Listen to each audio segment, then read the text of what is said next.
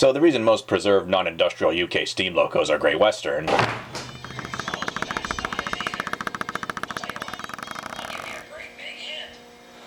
Fuck.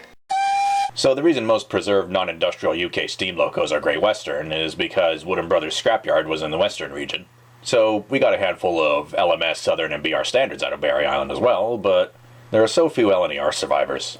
So let's stray into what-if scenario territory, and imagine a scrapyard on the Eastern region had followed a similar practice of focusing on the disposal of rolling stock and leaving withdrawn steam engines be.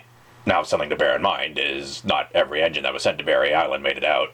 As late as 1980, a 9F was broken up there. All the same, let's see what might have survived and carried on by looking at potential candidates for a hypothetical Eastern region equivalent of Wood & Brothers. In the Northeast, there was a modest scrap site in Swalwell, in the form of Ellis Metals. Had anyone with deep pockets gone there in 1965, we'd have had more B1s and V2s. And around that same time, in roughly the same area, more B1s were deposited in Chesterfield's Garnham Harris and Elton site, along with some 04s. We'd have a lot of B16s if they'd been liberated from Drappers in Hull. Some J37s might have survived had J. McWilliams' location in Shettleston in the Scottish region focused on the disposal of rolling stock. And so would some BR clans for that matter. There were also several J37s laid up in Motherwell machinery and scrap, joined by some N15s and a number of Thompson machines, including some of his Pacifics. We might also have gotten more A4s out of there, including number 6 0006, Sir Ralph Wedgwood.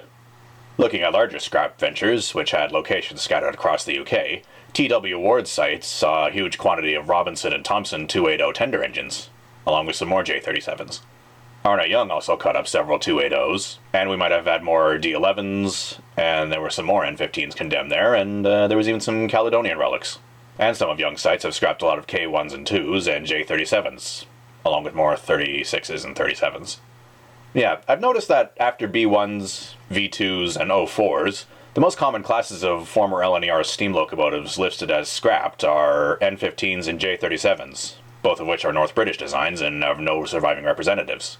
Well, if anyone asks me what extinct class of steam loco I'd like to see as a new build project, barring any new build projects that are already underway, I'd cast my vote for either a J37 or an N15, as far as standard gauge engines go. If anyone asks me which extinct locomotive in general I'd like to see as a new build, that would be Chevalier. Next time I'll talk about a technicality that's barely even worth mentioning. In the meantime, here's Bro Manor hauling a train along a steeply graded embankment.